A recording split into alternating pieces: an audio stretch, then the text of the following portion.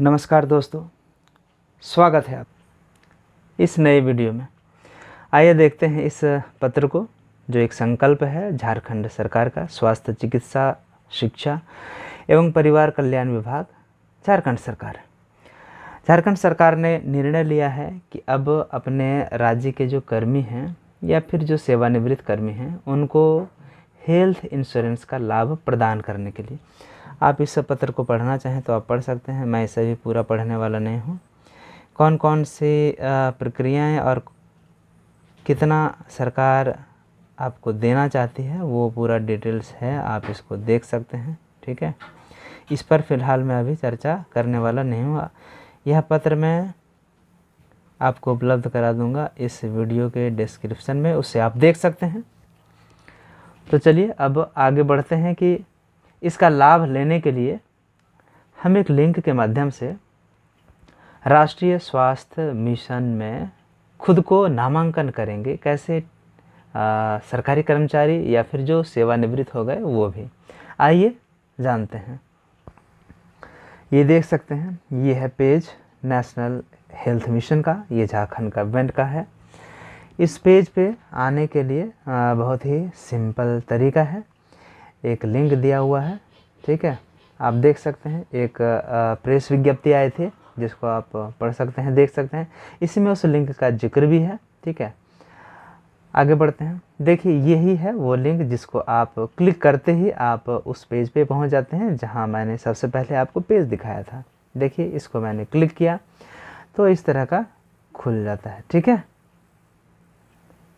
तो यही इस जगह पे आपको आना है। चलिए अब आगे बढ़ते हैं। अब आप देखिए कि जो है आप इस पेज को नीचे स्क्रॉल डाउन करेंगे तो यहाँ आपको दिखेगा झारखंड स्वास्थ्य बीमा योजना एम्प्लॉय पोर्टल। इसको आप क्लिक कर दें। जो ही आप इसको क्लिक करेंगे तो इस तरह से कुछ खुलेगा। यहाँ दो ऑप्शन है। पहला ऑप्शन गेट OTP, दूसरा एडमिन लॉगिन। तो हम लोग क्या करेंगे, अपना नाम लिखेंगे, ठीक है, फिर अपना ईमेल डालेंगे और मोबाइल नंबर डाल देंगे। तो और गेट OTP पर क्लिक कर देंगे। जो इस पर क्लिक करेंगे तो आपको एक OTP आएगा, उस OTP को आप डालेंगे। डालने के बाद कुछ इस तरह से खुल जाएगा। समझ गए? खुल जाएगा तो यहाँ आपके पास 3 ऑप्शन है। उस 3 ऑप्शन में से आप जिस तरह के कैटेगरी के लोग हैं आप उसको डाल सकते हैं। जैसे मैं एम्प्लॉय हूं तो मैंने इस पर क्लिक किया। आप पेंशनर हैं, आप रिटायर्ड हैं तो आप इस पर क्लिक करें। ठीक है, अगला पोर्शन है कि आप अपना नाम अंग्रेजी के बड़े अक्षरों में लिखें। हमने अपना नाम लिख दिया। दूसरा है फादर या फिर हस्बैंड का नाम। कोई लेडी है तो अपने हस्बैंड का नाम लिखेगी। यहाँ पे इंग्लिश में मैंने अपने फादर का नाम लिखा है। आगे बढ़ते हैं। अगला है डेट ऑफ बर्थ। यहाँ पे आप सही सिलेक्शन कर लें, जो भी आपका डेट ऑफ बर्थ है, पैन में, आधार में, जहाँ आपने दे करके रखा है। आगे बढ़ते हैं। अगला पेज आता है कि ऑटोमेटिक ये कैलकुलेट कर लेगा कि आपका एज कितना हो रहा है। मेरे संदर्भ में यहाँ 40 हो रहा है। ठीक है, अगला जो है जेंडर, वो आप चुन लें। मैंने अपने लिए मेल चुना है। मैरिटल स्टेटस, यहाँ पे आप शादीशुदा हैं या फिर बैचलर हैं वो आप लिखें। अगला है मोबाइल नंबर, वो आप दर्ज कर दें। अगला पेज खुलता है, यहाँ आधार, अपना आधार नंबर यहाँ आप डालें। स्पाउस नेम, यदि आप लेडी हैं तो अपने हस्बैंड का नाम दें। यदि आप जेंट्स हैं तो आप अपनी वाइफ का यहाँ नाम अंग्रेजी के बड़े अक्षरों में लिखें। इसके बाद अगला जो ऑप्शन है वो है वेदर स्पाउस एम्प्लॉय और पेंशनर ऑफ झारखंड गवर्नमेंट। क्या झारखंड सरकार में आप की वाइफ या आपके हस्बैंड जो हैं वो क्या सरकारी कर्मचारी हैं, या नहीं तो क्या पेंशन उनको मिलती है? यदि यस तो आप यहाँ यस करें। यदि नहीं, मेरे लिए ये नहीं था तो हमने नहीं चुना है। इसके बाद प्रोविडेंट फंड टाइप किस तरह का है, तो मेरा GPF है तो हमने इसको GPF चुना है।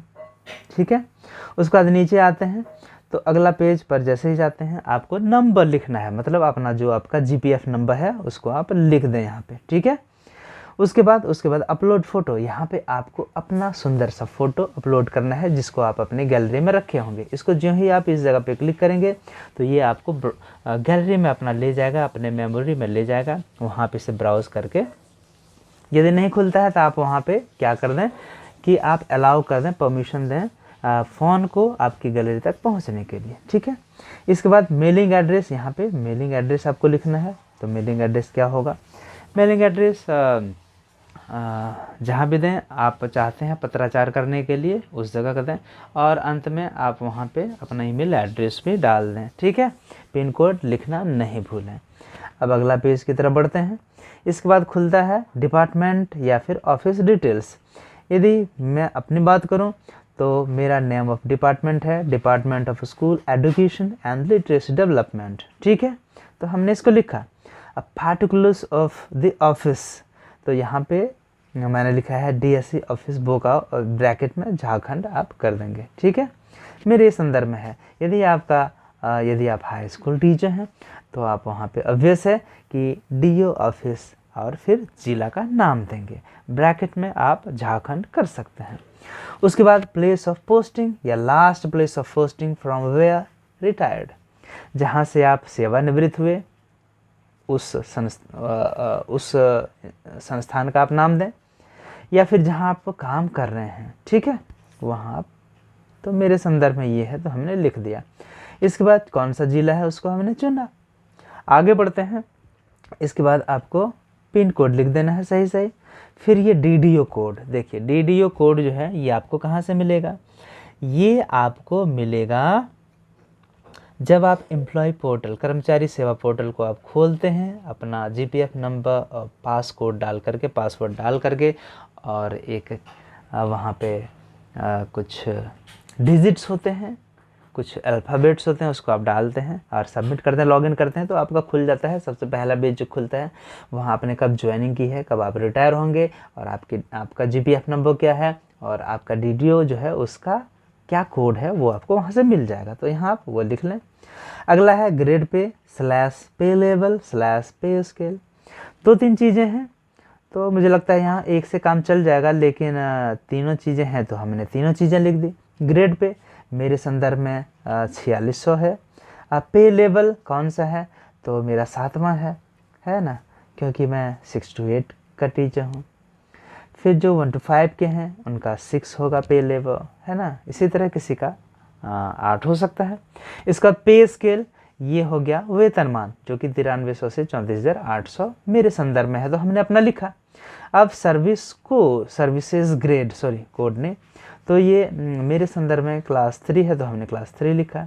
अब आगे है डेट ऑफ एम्प्लॉयमेंट, कब आपने ज्वाइनिंग की है तो आपको वहीं एम्प्लॉय पोर्टल पर आपको मिलेगा, वहाँ से आप इसको देख सकते हैं। ये कब आपने ज्वाइनिंग की है तो आपको मालूम ही होगा, ये नियुक्ति की तिथि है, याद रखेंगे। आगे बढ़ते हैं।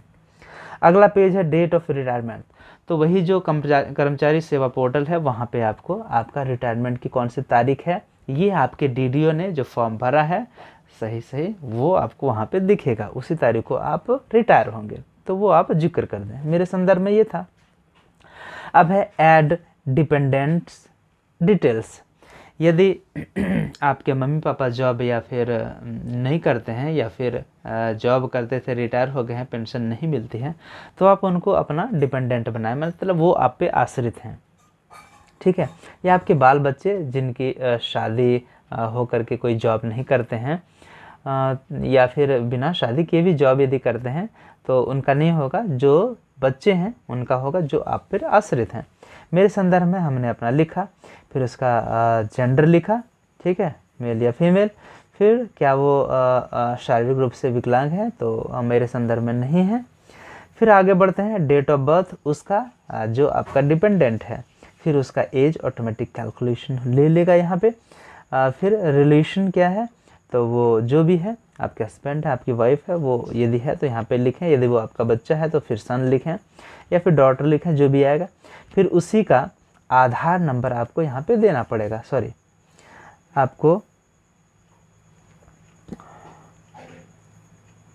आपको जो है यहाँ पे उसका आधार नंबर देना पड़ेगा। इसके बाद जो अगला पेज है वो आता है कि आप यहाँ पे उसका फ़ोटो चिपका दें। ऐसे ही गैलरी में रखें उसका फ़ोटो, आप सेलेक्ट कर लें तो फिर यहाँ पे अपलोड हो जाएगा।